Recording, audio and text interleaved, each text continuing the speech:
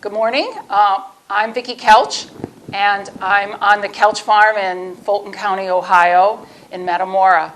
And I'm also a board member of the Museum of Fulton County. And I think that you probably are tuning in today because you are interested in the history of Fulton County, Ohio. And today I'm going to talk to you a little bit about part of the history of Fulton County, which is baking. And I also want to tell you about the Koelsch farm. The Koelsch farm is on the east side of Fulton County. It's a centennial farm. So that means it's been in the Koelsch farm for over 100 years. And there's been a lot going on here, as most centennial farms have a long history. We've got a couple of barns that date from the 1880s. We've got 2 ponds. We've got the remnants of an ice house. And we have the remnants of a slaughterhouse. So there's lots of things that have happened here over the years. Now I'm standing in a little barn on the Koelsch farm, and we have small gatherings here, parties. We rent our farmhouse on Airbnb, and we're keeping the entrepreneurial spirit of Fulton County alive on this side of it. So today, though, I'm going to talk to you about baking, because one of the things we do here is have pie classes, and we enjoy baking. And this is June, and it's rhubarb time. So we thought that maybe it might be fun to talk about baking pies and talk about the recipes that were used in Fulton County. And the way I know the recipes is there's an interesting recipe book in the Museum of Fulton County's bookstore called Timeless Recipes, A Taste of History. And it was compiled by the Fulton County chapter of the Ohio Genealogical Society based in Swanton. So I took the recipes for today out of this book. So I think that the first thing to do if you're going to bake a pie is to make a pie crust. And my basic pie crust recipe is 2 to 1, 2 cups of flour to 1 cup of shortening or butter. And I use Crisco butter shortening, butter-flavored shortening.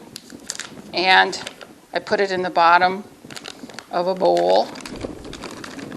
And that in a brick. I buy it in a brick because it's easy to mix up.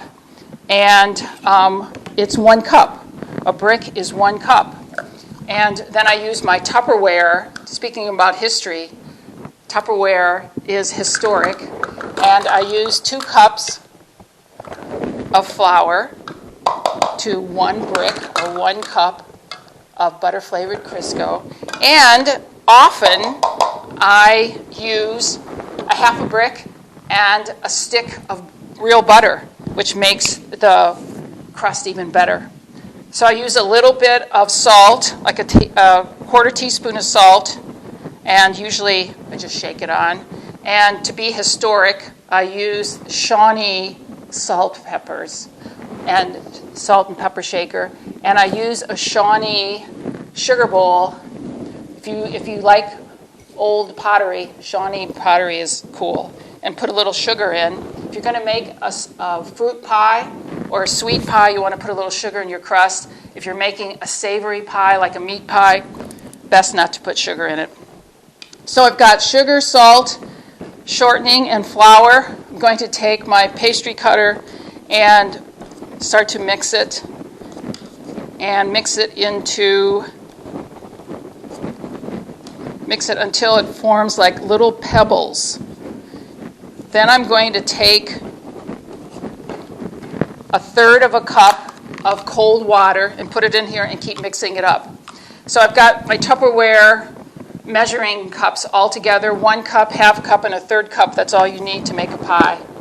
So I'm going to mix that up. And if you keep mixing and it starts to form pebbles, then stop. Because if you mix your pie crust too much, it gets really hard and it's not flaky. So I already mixed some pie crust up. So here's what it looks like when you're all done. Now, this is ready to roll out. And here's where I'm going to roll it out here on the table. I roll it out on a plastic, if I'm having a class, called a silpat. It's kind of a vinyl or synthetic, so things don't stick to it. So if you use 2 cups, if you use the recipe I just told you about, then you've got enough crust for a double crust pie, bottom crust and top crust. So cut it in half and use if one's slightly bigger than the other, use the bigger one for the bottom crust. My trusty rolling pin. When you roll out, be sure you have plenty of flour on the rolling silpat.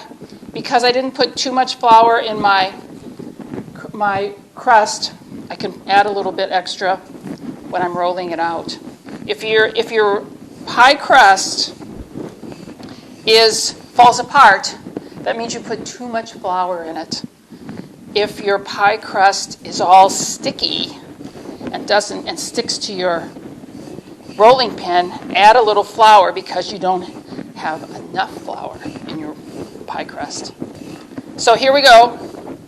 It's all rolled out. When you roll out a pie crust, roll from the center to the edge and try to keep it kind of circular. The best way to pick up a pie crust is to put your rolling pin on the top, roll it back over the rolling pin, put your pie plate in front, and then pick it up. I like to collect pie plates. Pyrex is theoretically the best pie plate to use because it distributes the heat well. Here's an antique porcelain one, which is fun to bake in. It's shallow, so that if you make a torte or something like that, that's good. Here's an old antique pie plate that I got that says Baker's Square, which means it was advertising a product. So those are fun to find all around the county. This is a fancy schmancy ceramic pie plate, but it's green like the rhubarb, so I used it.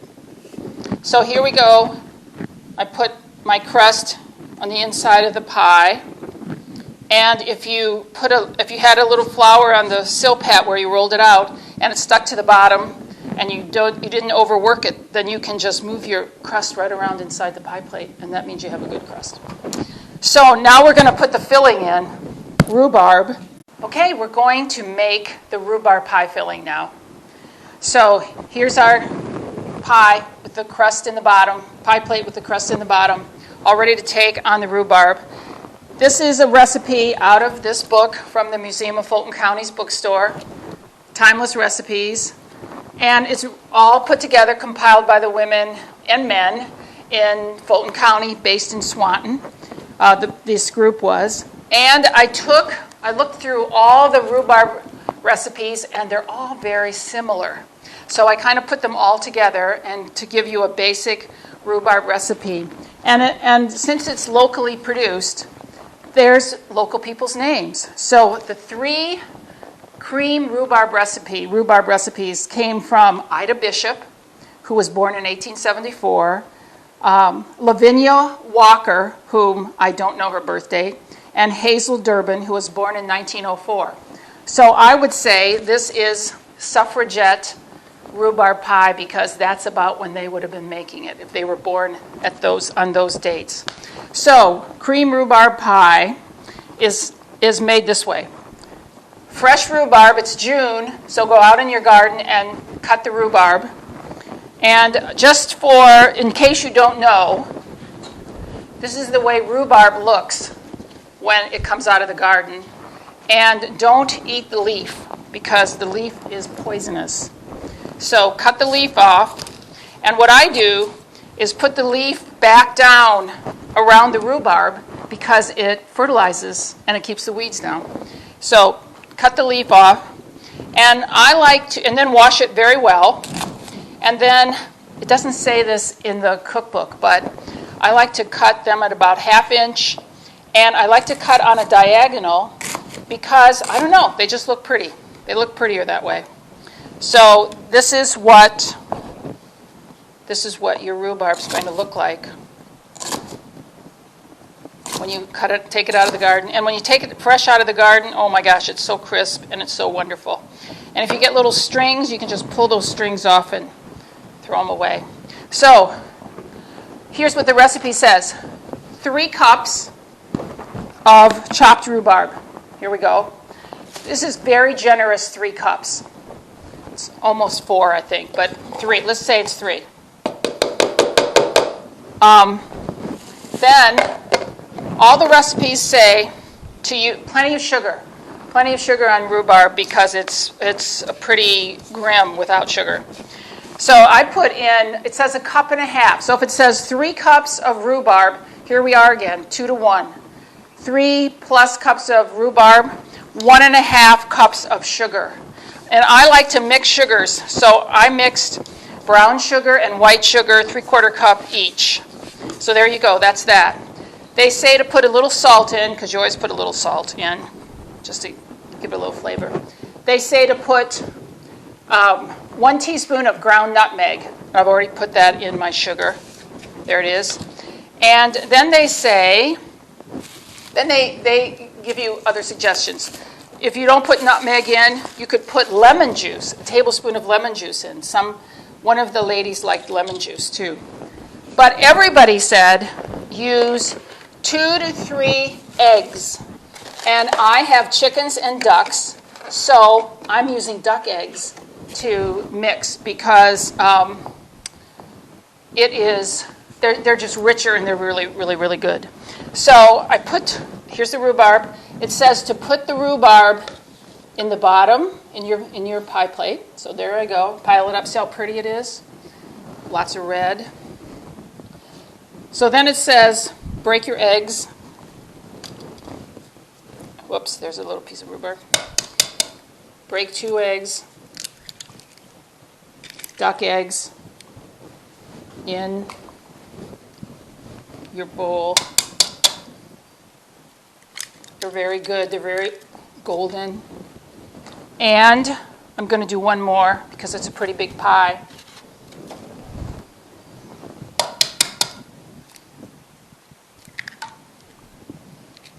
Okay. And it says to put melted butter, like a tablespoon of melted butter. Well, it's really hot in here today because it's June, so it's almost melted. So now I'm going to take a whisk. I'm going to just give it a good whisk because it says to whisk the eggs or mix the eggs in the butter. So here we go. Then your binder is flour or cornstarch. This is an old-fashioned recipe, so I'm going to use flour. So I'm going to put 3 tablespoons, because I've got a lot of rhubarb, of flour in. Mix that up. Then I'm going to put my sugar in. I think what I'll do is go this way. So I'll give it a good mix. Pour it in.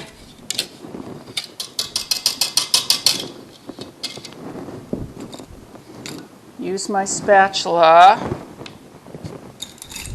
to get everything in.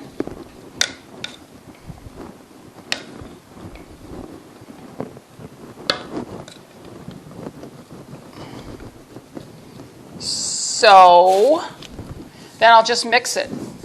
Sugar, flour, eggs, bit of nutmeg, bit of salt. If you're not crazy about nutmeg, put a little lemon in it. And it makes this really lovely mixture. And easy peasy, pour it over the rhubarb. Now, this is going to be really sweet. 1.5 cups of sugar and the beautiful eggs. and nutmeg. Yum, yum. So then just kind of work it around.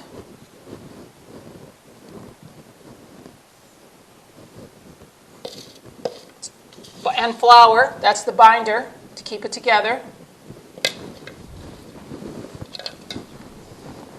Move it over a little bit.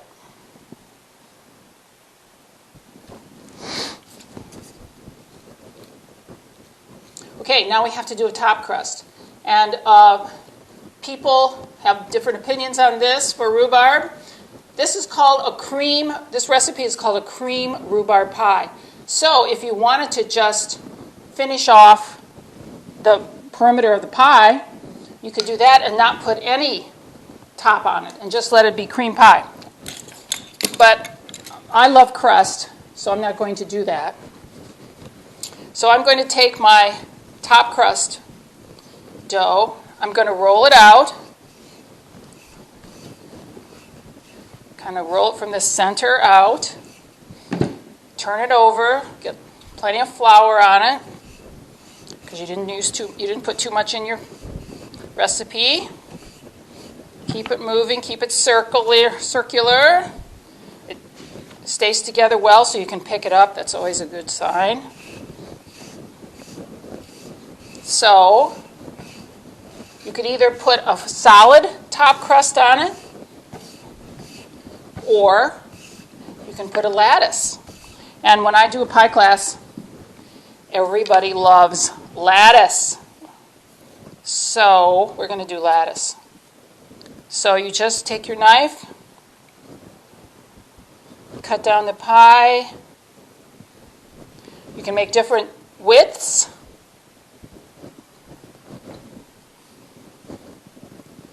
Make big ones, little ones. That broke, but that's okay. It all cooks together.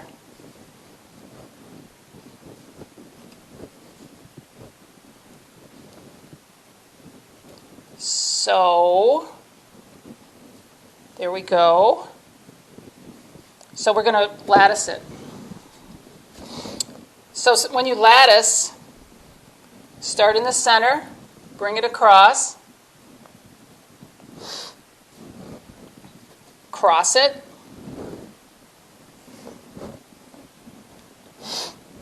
now do another one, do the long one because it's the widest. Okay, now you're going to make a basket weave, right? So this next one, I'm going to put here and bring it back down. Next one. This one broke a little. But it doesn't matter if it broke because it will bake together. And you will never know it. Then you pull this one up.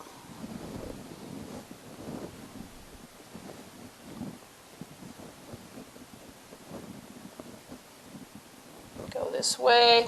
Pull these two up. Go this way. Bring it back down. So you got a basket weave going. Bring these two up. Go here.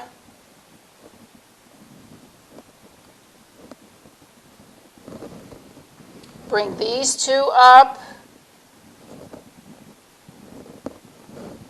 Here's a skinny mini. Look at that, that worked.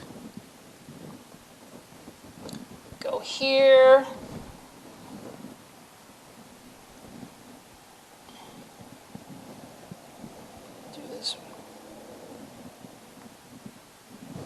Doesn't matter. It'll look good no matter what you do. Bring that one back. Do that. You could do this one to use it all up.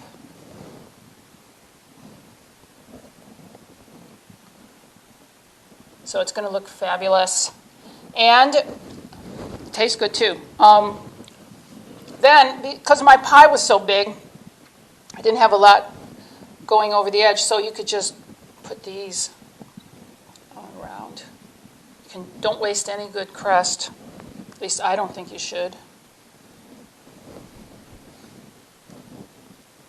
And then you can either roll it under or roll it over. So since I don't have a lot overhanging, roll it over and just tuck it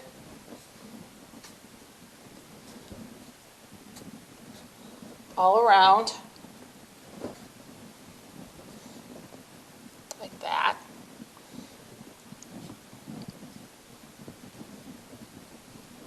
And then get a little flour on your fingers. And then go around and pinch it just a little bit, and it will be perfect.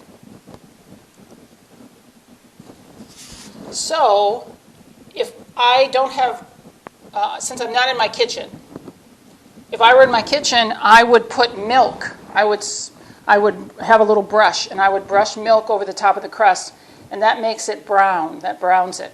If I were also, or I could put a little, I could whip an egg and brush egg over the top of the crust, and that would make it golden and very beautiful.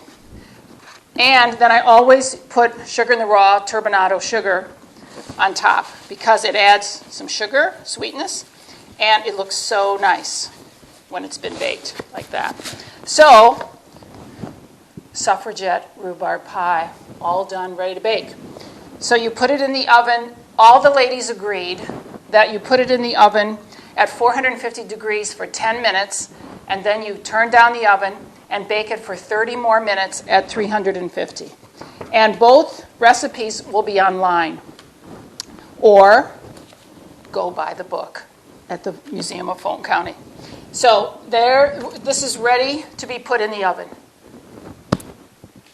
Well, we baked our pie, and now I would like to show you what it looks like when it's baked. So this is it. You bake it. Remember, I said you baked it at 450 degrees for 10 minutes. Then you turn the oven down to 350 and bake it for 30 more minutes. So it looks delicious. It's nice and brown. You can see I put a little on. If you put a little milk on, it looks a little browner. And it has the raw sugar on top.